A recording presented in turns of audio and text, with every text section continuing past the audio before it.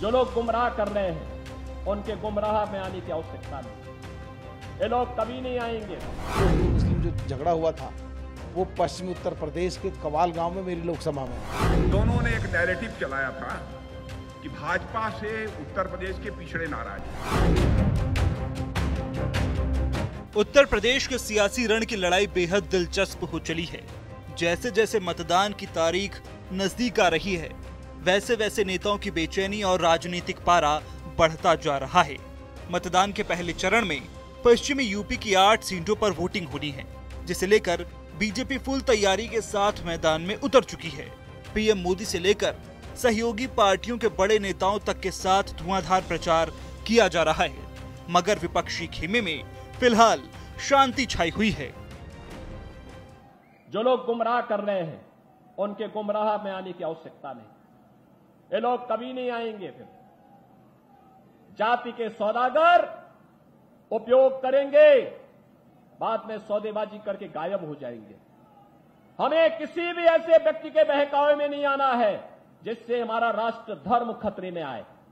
याद रखना, इस देश के राष्ट्र धर्म को हमेशा खतरा जब भी आया है, इन्हीं लोगों के कारण आया है जिन्होंने जातीयता के आधार पर समाज के सामाजिक ताने बाने को छिन्न भिन्न किया है।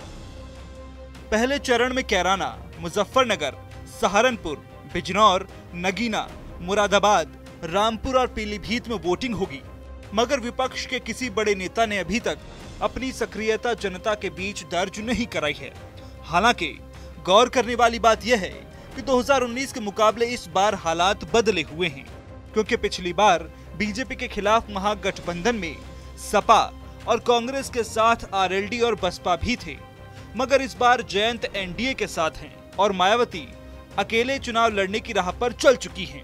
अगर पहले चरण की 8 सीटों पर बात करें तो उनमें से रामपुर और मुरादाबाद पर सपा ने जीत हासिल की थी, मगर इस बार इन दोनों ही सीटों पर सपा ने अपने प्रत्याशी बदल दिए हैं और यहाँ पार्टी में टिकट को लेकर जो घमासान हुआ वो भी किसी से छिपा नहीं है। एसटी हसन की जगह रुचि वीरा को टिकट दिया गया और रामपुर से मोहिबुल्ला को सपा ने टिकट दिया।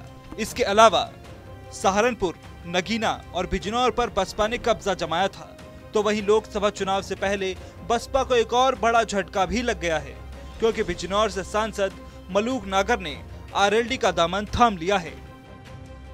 और राजनीतिक हमारा जो परिवेश है और सामाजिक जो परिवेश है या राजनीति करने के लिए जो परिवेशों की जरूरत पड़ती है, जहां से मैं एमपी हूं, वो हिंदू मुस्लिम जो झगड़ा हुआ था वो पश्चिमी उत्तर प्रदेश के कवाल गांव में मेरी लोकसभा में है। उन सारी हैसियत का एक भी आदमी या तो छोड़ करके चला गया या उसको पार्टी से निकाल दिया है। 18 साल लगातार रहे, ये हमारा रिकॉर्ड है। हमने कई बार कड़वे घूंट भी भरे, चुप रहे, एमएलए नहीं लड़ाया गया, चुप रहे, एमपी नहीं लड़ाया गया, चुप रहे, स्टार प्रचारकों में भी सूची में नहीं डाला गया, चुप रहे।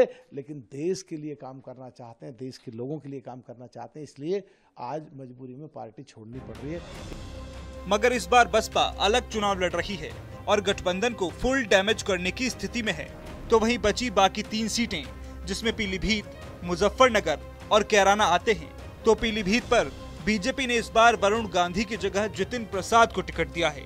वहीं मुजफ्फरनगर से संजीव बालियान और कैराना से प्रदीप चौधरी पर फिर से भरोसा जताया है।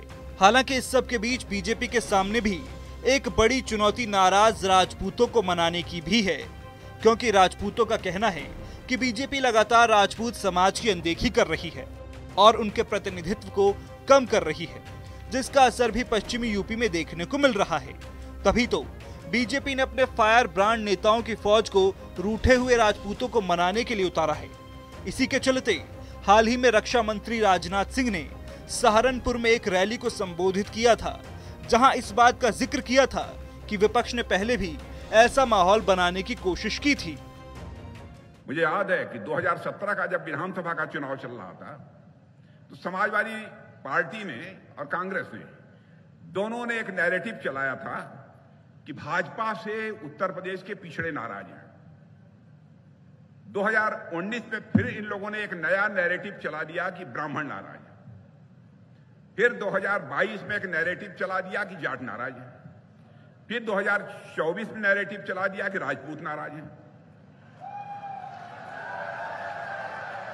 लेकिन लेकिन इस बात पर भी था, लेकिन यह मानने को तैयार नहीं है, कांग्रेस हो अथवा सपा हो, इनसे पूरी यूपी नाराज है मेरे बहनों भाइयों, इसमें भी कहीं दो मत। तो वहीं अब बीजेपी के सामने इस चुनाव में अपना जनाधार बढ़ाकर पहले से ज्यादा सीटें जीतने की चुनौती है, तो वहीं सपा और बसपा के सामने अपनी जीती हुई सीटों को वापस हासिल करने पर संशय बना हुआ है।